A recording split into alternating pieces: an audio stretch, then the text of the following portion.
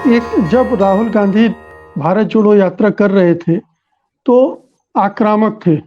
कांग्रेसी भी आक्रामक हो गए थे, क्योंकि एक जन आंदोलन था और एक उभार हो रहा था। लोगों में भी सोचने की प्रक्रिया नए सिरे से शुरू हो गई थी। वो मोमेंटम बना रहता है तो राजनीतिक दल, राजनीतिक नेता अपनी बात को ज़्यादा आत्मविश्वास के साथ बेखौफ होकर कर सकते हैं। वो माहौल चूंकि धीरे-धीरे कमज़ोर पड़ गया, इसलिए अब क्या कांग्रेसी फिर से एक डिफेंसिव मोड में जाते दिख रहे हैं।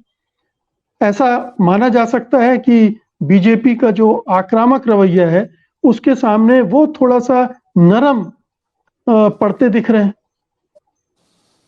देखिए मुकेश जी, आपको शायद ऐसा लग रहा होगा कि डिफेंसिव हो गए हैं या आक्रामक नहीं है।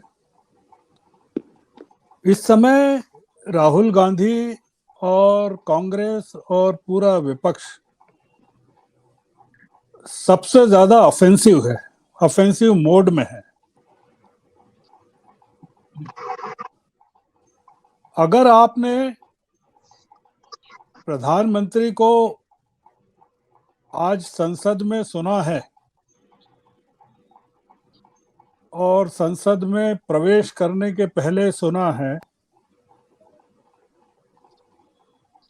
बहुत क्लियर है।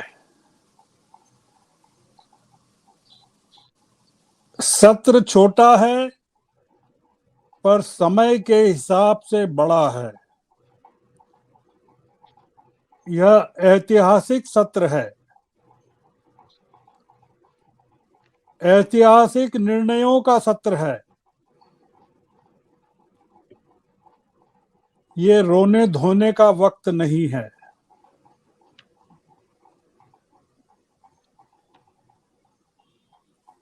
प्रधानमंत्री ने अपने संक्षिप्त भाषण में संसद में प्रवेश के पहले जो कहा और संसद के अंदर जो कहा, जिस मुद्रा में कहा, ये कोई मुद्दा सामाजिक मामलों का नहीं है और न ये सनातन धर्म का मामला है।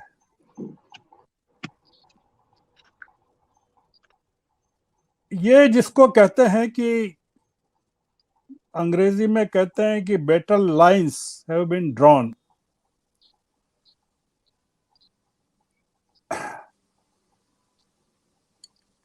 अगर जो संकेत हैं वो ये संकेत हैं कि ये जो लड़ाई है बहुत निर्णायक लड़ाई है। इसमें अब ये मुद्दा नहीं है सनातन धर्म का, या ये मुद्दा नहीं है कि सनातन धर्म के ऊपर राहुल गांधी की बात को अगर ठीक से समझा जाता है, जो मैं समझ पाया, वो ये समझ पाया कि बीजेपी के जाल में नहीं फंसे का मतलब ये कि बड़ी लड़ाई अभी आगे है और बहुत बड़ी लड़ाई है अभी, जो आपको 4 दिन में पता चल जाएगी। ये पूरा का पूरा जो डिस्कोर्स है, पॉलिटिकल डिस्कोर्स इस देश का, वो बदलने वाला है मुकेश जी। और हमको प्रतीक्षा करना चाहिए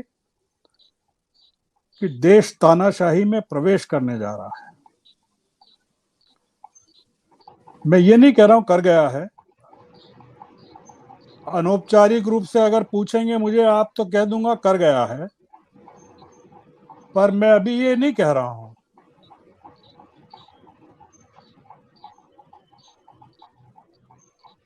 और इस 4 दिन के सत्र के बाद अगर विपक्ष ने अपनी स्ट्रेटेजी नहीं बदली तो विपक्ष समाप्त हो जाएगा और लोकतंत्र भी समाप्त हो जाएगा।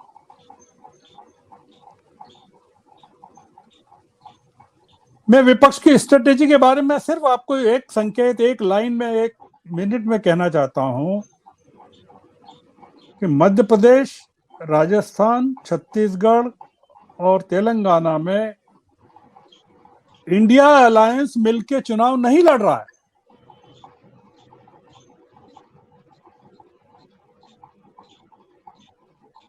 बीजेपी ने अपना काम शुरू कर दिया है।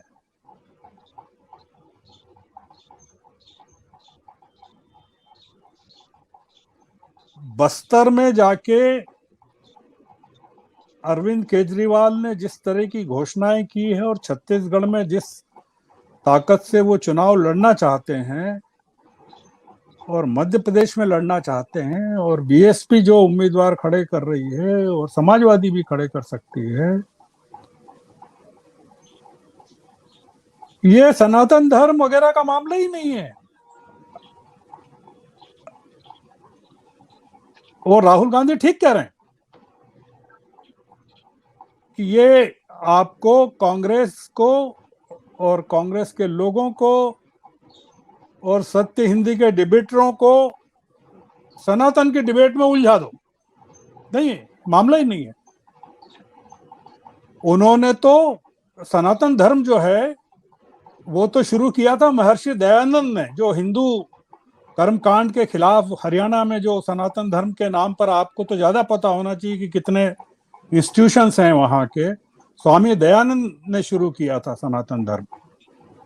नहीं, सनातन के खिलाफ दयानंद ने अभियान छेड़ा था आर्य समाज। एग्जैक्टली। तो इन्होंने सनातन को पकड़ लिया है। नहीं, सनातन का उपयोग किया है स्वामी दयानंद ने। वो अलग किस्म का सनातन है, कर्मकांड के विरोध में सनातन है। इन्होंने हिंदू धर्म को सनातन धर्म बना दिया है। ये जब कहते हैं कि सनातन पर हमला हो रहा है, तब ये सिद्ध करना चाहते हैं कि हिंदू धर्म पर हमला हो रहा है, जबकि अलग है।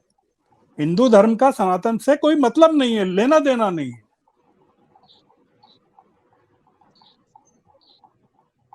हिंदू धर्म बहुत बाद में आया, सनातन पहले आया, उपनिषदों में आया सनातन। मैं उस बहस में नहीं जा रहा।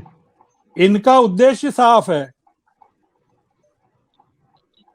इन 4 दिनों में तय हो जाएगा कि क्या क्या समाप्त करना है।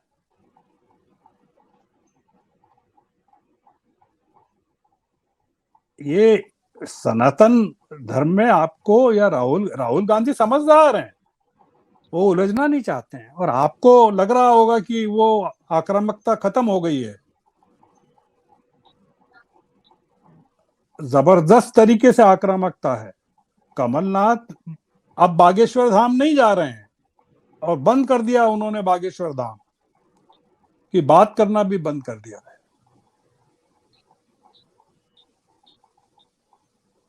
राहुल गांधी को पता है कि देश में क्या होने वाला है। तो ये जो पूरा का पूरा डिस्कोर्स 4 दिन में चेंज हो जाएगा। जो मुद्दे पेश होने वाले हैं इन 4 दिनों में, वो सनातन धर्म का मामला पब्लिक मीटिंग्स के लिए है, बीजेपी के लिए। पार्लियामेंट में सनातन नहीं है। पार्लियामेंट में तो जो मुद्दे आने वाले हैं वो विपक्ष को की हवा निकाल देंगे आज। मतलब जो आपने देखा होगा कि विपक्ष ने आरक्षण का मुद्दा क्यों उठाया, क्योंकि हमको पता है कि आरक्षण का जो नए किस्म से आने वाला है मामला, वो पूरे के पूरे चीजों को चेंज कर देगा। प्रधानमंत्री जो हैं वो एक डिसाइसिव लड़ाई लड़ रहे हैं, मुकेश जी, निर्णायक जी। और विपक्ष को लड़ना है कि नहीं लड़ना है, वो विपक्ष को तय करना पड़ेगा। ओनर्स लड़ाई का कांग्रेस के कंधों पर है। इस देश में लड़ाई का जो जिम्मा है वो कांग्रेस के कंधों पर है, और अरविंद केजरीवाल को तय करना है, और ममता और मायावती को तय करना है, और अखिलेश को तय करना है, और नीतीश कुमार को तय करना है कि क्या करना है। और वो आप देखिएगा कि इस सेशन के बाद विपक्ष की आवाज, विपक्ष का एजेंडा, इंडिया अलायंस की बैठक के रिजोल्यूशंस किस तरह के बनते हैं। इसलिए मैं इस चीज को बहुत तरजीह नहीं दे रहा हूं कि वो हिंदू सनातन धर्म का मुद्दा क्या है। मैं केवल आपकी एक ही बात पर ज्वाइन कर रहा हूं जो आप कह रहे हैं, जो आपने पूछा है कि क्या ऑफेंसिव ढीला पड़ गया है या कांग्रेस ऑफेंसिव में कमजोर पड़ गई है। मेरा कहना है कि स्ट्रेटेजिकली आप अगर देखते, अगर लोकसभा की प्रोसीडिंग्स, मैं आखिरी क्षण तक देखता रहा आपकी डिबेट ज्वाइन करने के। अधीर रंजन को रोक रहे थे स्पीकर और सोनिया गांधी बार बार कह रही थी यू शुड कंटिन्यू।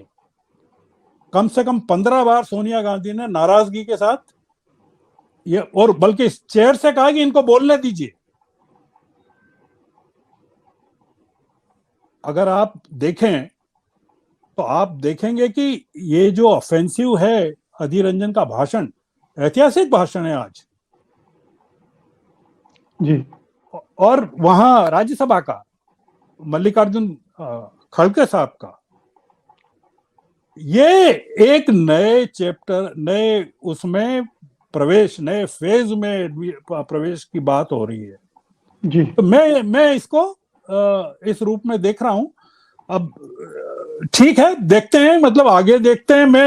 मैं वैसे बेसिकली इंटरेस्टेड भी नहीं हूं सनातन की डिबेट में पार्टिसिपेट करने के लिए कि ये कोई मुद्दा है, ये डिस्ट्रैक्शन है, ये डिस्ट्रैक्शन है, बीजेपी ने जानबूझ करके पैदा किया है और राहुल गांधी ने ठीक से आगाह कर दिया है कि आप इस चक्कर में मत पड़ना। बिल्कुल।